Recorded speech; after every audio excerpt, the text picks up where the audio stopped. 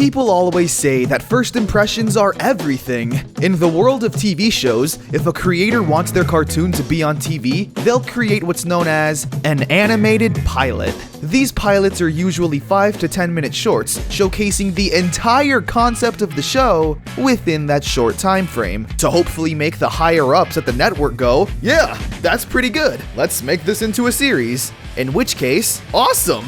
However, more often than not, for whatever reasons, they get the big nope and take a back seat to infinite reruns of Teen Titans Go and SpongeBob. Honestly, look at that! But today, we're going to show some love for those really great pilot episodes and shorts that really need to have their own series. KO! Hey, KO! Boss said we gotta get rid of this freezer. Lakewood Plaza Turbo.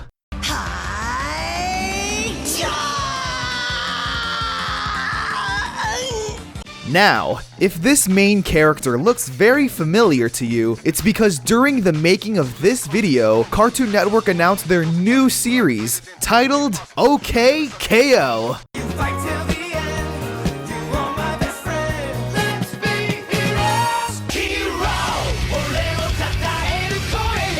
So, obviously the pilot I'm about to talk about isn't a failed one at all. But it did take them over 3 years to see its brilliance, so we're talking about it. Lakewood Plaza Turbo was a Cartoon Network pilot created by Ian Jones-Quartey. The pilot follows a group of friends working in a store. Our main hero is a young boy named KO. Mom! Rat is a bad guy! I need a special move to beat him! Who is a martial arts master.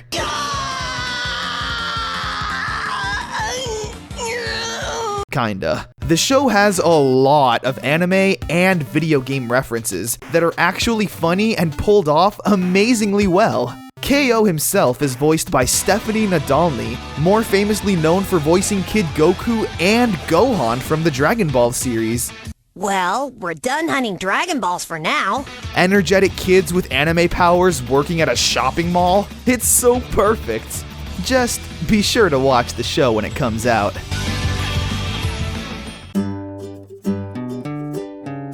AJs Infinite Summer. It's finally over. School's actually out. These next 3 months will be the best of my or anyone's life. Summer vacation is one of the most anticipated times of the year when you're in school. But how exactly are you going to spend those 3 months without feeling like you're wasting your time? The spirit of summer is spontaneity, so I'm gonna do the first thing I see. Well, that's where the story of AJ's Infinite Summer starts.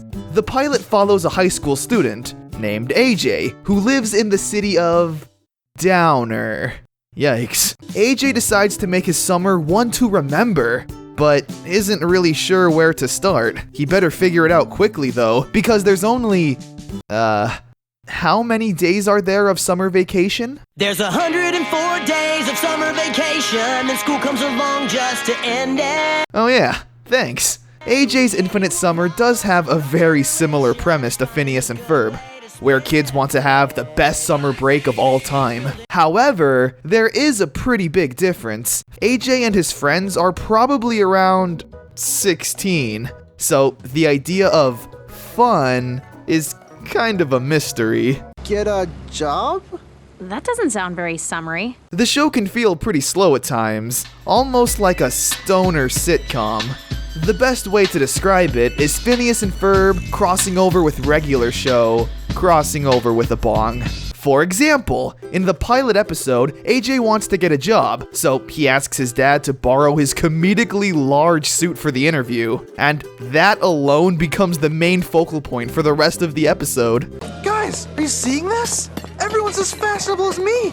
I can't believe it! I can understand why Cartoon Network didn't decide to continue the show. It's a little too slow and offbeat for most kids. AJ's Infinite Summer aired on May 16th, 2014 on Cartoon Network's website, but the episode was also uploaded to YouTube, so check it out there. Where are we going? Does it matter? We have the whole summer ahead of us.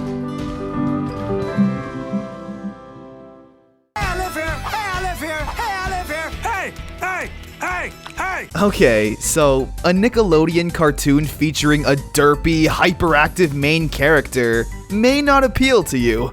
And to be honest, it shouldn't for me either. However, Nickelodeon's 2013 pilot, Bug Salad, is kind of an exception. Oh, shoot, you're right. It's just that I'm so excited about my package. The pilot follows a main character named Winston, who I believe is a fly, or a bug similar to a fly, and his best friend slash earthworm necktie, Scott.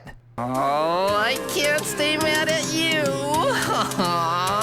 The cartoon is really random, lacking anything resembling a main plotline, which can be good sometimes, because the characters aren't limited to what they can do. You're the reason I've been so excited about the package, because it's a surprise gift for you. If Winston sounds at all familiar, it's because his voice actor is Tom Kenny, who, apart from doing SpongeBob, very famously portrayed Heifer from Rocko's Modern Life. Just remember, the problems of two people don't amount to a hill of manure in this wacky world. Tom Kenny is an expert at what he does, so he's able to deliver a wacky and annoying character's lines really well. Also, I swear, the writing and humor honestly feels like it was done by the YouTube animation community. You know, OniNG, Psychic Pebbles, Egoraptor, which isn't a bad thing at all. Just listen to this and tell me otherwise. Allowed to open the... What, I did good? No, you can't open that. That's the neighbor's mail. The pilot was made in 2013, and at that time, Nickelodeon's animation lineup kinda sucked. Winston, are you eating cookies out of the neighbor's mail? Poor Bug Salad. I still love you at least. A man of a barbaric age, whose merciless savagery may be the only key to his survival. They call him Korgoth. Warning, if you don't like blood, boobs, or violence, what's wrong with you?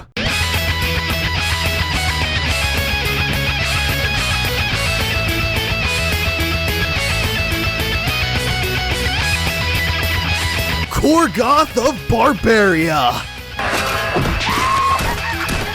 Oh my god, this is probably one of my favorite Adult Swim cartoons of all time, and there's only one episode. What do you want? Korgoth of Barbaria was a 2006 pilot that aired on Adult Swim, and it was something else. The show followed a ruthless and savage barbarian, known as Korgoth.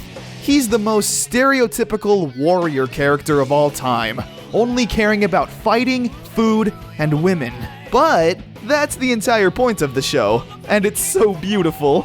I've dated girls uglier than you for breakfast. Korgoth of Barbaria had a really interesting team working behind it. For example, the show was created by Aaron Springer, a writer and director for Dexter's Laboratory, The Grim Adventures of Billy and Mandy, and Samurai Jack. The animation director was Genndy Tartakovsky, who, created Dexter's Laboratory and Samurai Jack. The pilot was so fun. It was pure action and adventure throughout. You hardly ever had a moment to breathe.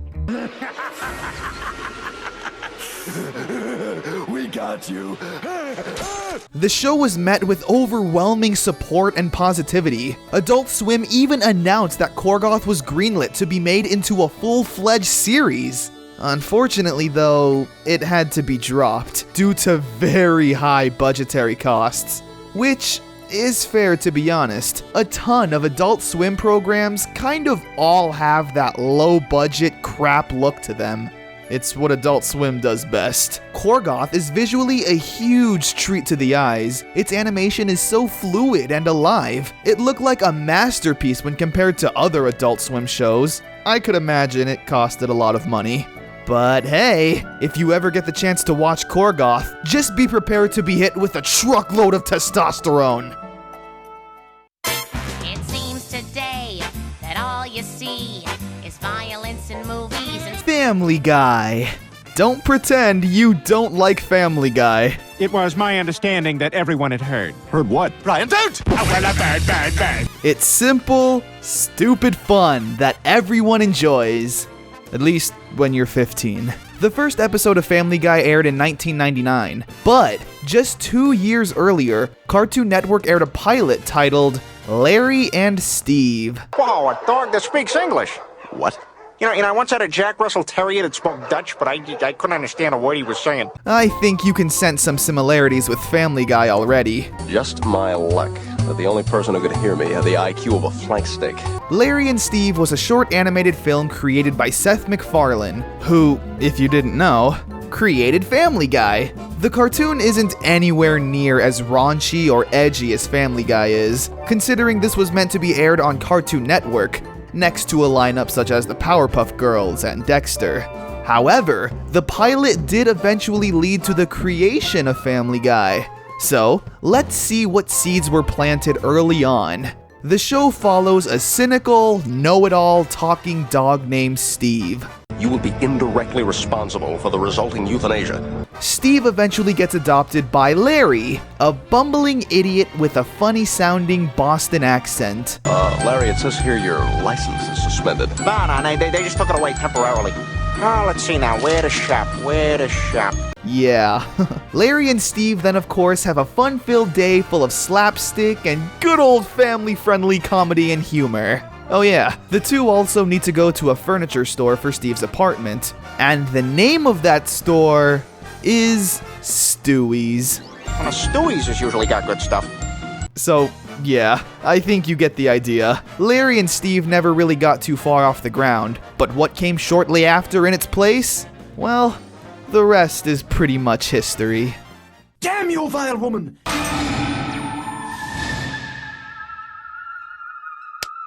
Have you ever wanted to be roommates with Bigfoot and the Loch Ness Monster? More importantly, did you think living with Bigfoot and the Loch Ness Monster would be like this?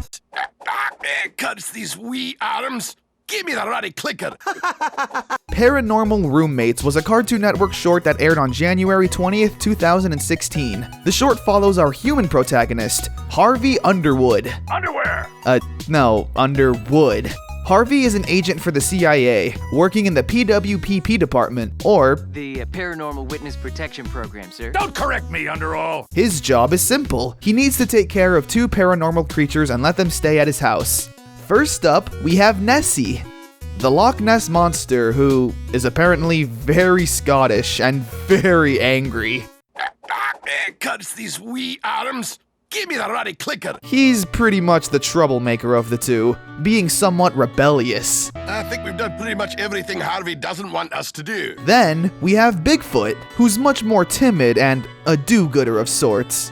You broke the rules too, you rule-breaking disobey pants! The two act more like children than they do threatening monsters, which is really funny. The dynamic of the 3 living together have more of a father and son vibe, as opposed to friends living together. I think that's really cool, since a lot of cartoons don't actually use that dynamic. Unless they're actually father and son, of course. This adds a stronger feeling of innocence to the characters. The art style does have that modern-looking regular show feel to it, but it's very easy to look past with, whoa now! Is that a gun? That's pretty intense. Paranormal Roommates will instantly put a smile on your face and leave you begging for more. Just like a lot of these pilots, you can just search them up on YouTube and find the full episode, and hopefully one day, we can turn on the TV and do the same.